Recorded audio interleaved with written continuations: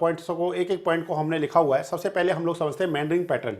Dear students, इस type का जो पैटर्न है रिवर का, ठीक है, इस टाइप का जो पैटर्न है रिवर का, इस पैटर्न को हम लोग कौन सा पैटर्न बोलते हैं? मेंडरिंग पैटर्न बोलते हैं। कौन सा पैटर्न बोलते हैं dear students?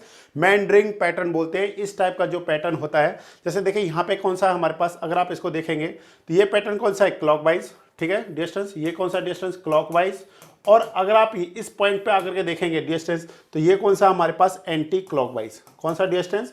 Anti clockwise, anti clockwise. ये जो पैटर्न बना है रिवर का, ठीक है ना, ये जो पैटर्न बना है, इस पैटर्न को हमने क्या बोल दिया? Meandering pattern. और ये किस डिस्चार्ज के कारण हो रहा है? ये डोमिनेंट डिस्चार्ज के कारण हो रहा है। किसके कारण हो रहा है? डोमिनेंट डिस्चार्ज के कारण हो रहा है। इससे रिलेटेड और भी जो पॉइंट्स है वो भी मैं अभी आपको बताता हूं, ठीक है। तो फर्स्ट हम लोग समझते हैं कि ये मेंडरिंग है क्या। तो डियर मेंडर्स का मतलब क्या होता है? ध्यान से पढ़ना एक एक पॉइंट को। These points are very very important for exam point of view. Formation of successive bands. देखिए डिस्टेंस, एक बार क्या हो रहा है? क्लॉकवाइज, दूसरी बार क्या हो रहा है? एंटी क्लॉकवाइज, फिर क्या हो रहा है? क्लॉकवाइज, फिर क्या हो रहा है? Anti clockwise. मतलब successive bands of reverse order में, ठीक है, leads to the formation of a, ठीक है, of a reverse order may leads to the formation of a complete S curve। कौन सा distance? complete S curve is called the meanders। तो यहां पे क्या डिस्टेंस? जो सक्सेसिव बैंड्स बन रहे हैं, क्या बन रहे हैं डिस्टेंस? सक्सेसिव बैंड जो बन रहे हैं, ए बैंड्स, ये क्यों कौन सी शेप को ऑब्टेन कर रहे हैं डिस्टेंस? ये एस शेप को ऑब्टेन कर रहे हैं। जैसे एस हम लोग लिखेंगे तो हम लोग एस को इस तरीके से लिखेंगे। अगर मैं इसको क्या कर दूं, मैं इसको टिल्ट कर दूं, ठीक है, तो हम लोग इसको क्या बना सकते हैं? इस तरीके से बना सकते हैं। तो एस शेप जो हमारे को मिल रहा है उसको हम लोग क्या बोल रहे हैं? मेंडर्स बोल रहे हैं। अब डिस्टेंस, इसके कुछ क्या है? पैरामीटर्स है। Please remember these parameters. ये आपके लिए क्या है? बहुत ज्यादा इंपॉर्टेंट है। यहाँ पे थ्री पैरामीटर्स क्या है? बहुत ज्यादा इंपॉर्टेंट है। First one is the meander length. क्या डिस्टेंस? मेंडरिंग लेंथ कह सकते हैं आप इसको। It is denoted by ml। And second parameter is the meandering width. और मेंडरिंग विड्थ को हम लोग किसी दूसरे नाम से जानते हैं, वो क्या डिस्टेंस हमारे पास? Meandering belt. Meandering belt, BELT। Meandering belt क्या होता है डिस्टेंस? एंड मेंडरिंग लेंथ क्या होता है? तो ध्यान से समझने की कोशिश करिए। जो हमारे पास ये क्लॉकवाइज है और नेक्स्ट हमारे पास कौन सा है? फिर से ये क्लॉकवाइज है। इसका जो एपेक्स, मतलब ये जो पॉइंट्स है, इन पॉइंट्स के बिटवीन की जो डिस्टेंस है, इस डिस्टेंस को हम लोग क्या बोलेंगे? मेंडरिंग लेंथ बोलेंगे। क्या बोलेंगे डिस्टेंस? मेंडरिंग लेंथ हम लोग इसको बोलेंगे। दूसरा distance meandering belt. Meandering belt का मतलब क्या है? क्लॉकवाइज के टॉप से, क्या डिस्टेंस? क्लॉकवाइज के टॉप से जो दूसरा हमारे पास क्या है? एंटी क्लॉकवाइज का ये जो बॉटम है, इसके बिटवीन जो डिस्टेंस है, इस डिस्टेंस को हम लोग क्या बोलेंगे? MB बोलेंगे। थोड़ा डिस्टेंस ये मैंने गलत बना दिया यहाँ पे, ये इस तरीके का नहीं बनेगा। इसके लिए हमको थोड़ा सा ध्यान देना पड़ेगा। यहाँ पे देखिए, एक मिनट, हमको जो लेना है लेंथ, वो ये वाला लेंथ लेना है। इसका मतलब हुआ सिंपल सा, यहाँ पे ये वाली जो विड्थ है, ये वाली जो हाइट है, इस वाली हाइट को this point two this point, जो ये हमारे पास क्या है? विड्थ है। एक्चुअली रिवर कैसे है? रिवर तो क्या हॉरिजॉन्टल प्लेन में होगा ना।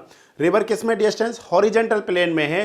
तो ये जो हमारे पास विड्थ है, ये वाला जो विड्थ है, इसको हम लोग क्या बोलेंगे? मेंडरिंग विड्थ कहेंगे या फिर मेंडरिंग बेल्ट कहेंगे। ओके स्टूडेंट्स, ये हमारे पास हो गया। नेक्स्ट कुछ और भी हमारे पास पॉइंट्स हैं, प्लीज राइट डाउन। इन सारे पॉइंट्सों को अपने नोटबुक में नोट कर लीजिए, क्योंकि एग्जाम में जब भी मेंडरिंग से आएगा तो इसके बाहर कुछ भी क्वेश्चन नहीं होगा। नेक्स्ट है डिस्टेंस मेंडर्स रेशियो। ये भी एग्जाम में काफी बार पूछा गया है, ठीक है। Meandering ratio, it is the ratio of meander belt to the meander length. Yes और नो? या फिर हम लोग क्या कह सकते हैं? It is the ratio of meander width, ठीक है। क्या बोल सकते हैं distance? Meander width to the meander length. इस रेशियो को हम लोग क्या बोलते हैं distance? This ratio is also known as the meander ratio. यह भी एग्जाम में पूछा जाता है काफी बार, वहां पे ऑप्शन दे रखे होंगे। Meander ratio is also known as, या it is meander ratio is, तो वहां पे 4 ऑप्शन दे रखे होंगे, MB/ML, ML/MB, या फिर और कुछ दे दिया जाएगा। तो इस तरीके से 4 ऑप्शंस होंगे। तो आप अच्छे से समझ सकते हैं कि what is the meander ratio? It is the ratio of meander belt to the meander length.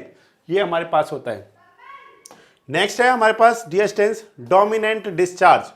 अगर आप डोमिनेंट डिस्चार्ज की बात करेंगे तो ध्यान से पढ़िए। डोमिनेंट डिस्चार्ज में हमने एक एक पॉइंट को लिखा है, the discharge which determine the meander length and meander width may called be as a dominant discharge. क्या होता है डियर स्टूडेंट्स? डोमिनेंट डिस्चार्ज जो होता है वो डिस्चार्ज होता है जिसकी हेल्प से हम लोग मेंडर लेंथ या फिर मेंडर विड्थ की वैल्यू को क्या करते हैं, फाइंड करते हैं। नेक्स्ट है डियर स्टूडेंट्स हमारे पास द मेंडन पैटर्न। अब आपके माइंड में आ रहा होगा कि जो मेंडर पैटर्न है ये किसके कारण डेवलप हो रहा है? Meander pattern is developed due to combined effect of discharge cycle during a flood season. ठीक है, जो मेंडर पैटर्न होता है डियर स्टूडेंट्स ये किसके कारण डेवलप होता है? मेंडन पैटर्न कभी भी मैक्सिमम डिस्चार्ज के कारण क्या नहीं होता, डेवलप नहीं होता है। ये किसके कारण डेवलप होता है? डोमिनेंट डिस्चार्ज के कारण क्या होता है, डेवलप होता है। और डोमिनेंट डिस्चार्ज क्या नहीं होता है, मैक्सिमम डिस्चार्ज नहीं होता है। क्लियर? तो meander pattern is developed due to combined effect of discharge cycle during a flood season. Next है dear students meander length for a river in flood plains. Yes और no? Meander length for river in flood plains it is equal to ml equal to 65.8 under root q dominant. So please remember this formula. This formula is very very important. काफी बार exam में आएगा, answer किस में आएगा, metre में आएगा। Okay students, q dominant equal to क्या होता है 1/2 to 2/3 but generally 9/16 of the q max। तो मैं कहूंगा q dominant equal to 9/16 Q maximum. तो यहां से आपको पॉइंट क्लियर हो जाएंगे डियर स्टूडेंट्स। तो इन पॉइंट्सों को आपने क्या रखना है, याद रखना है। तो ये आपका था मेंडरिंग से रिलेटेड जो भी पॉइंट्स थे, हमने सारे पॉइंट्स आपके सामने लाने की पूरी कोशिश की है कि जिससे अगर किसी भी एग्जाम में अगर कोई भी क्वेश्चन आए तो आप उस क्वेश्चन को आप क्या कर सकते हैं, इजीली समझ सकते हैं। Okay students.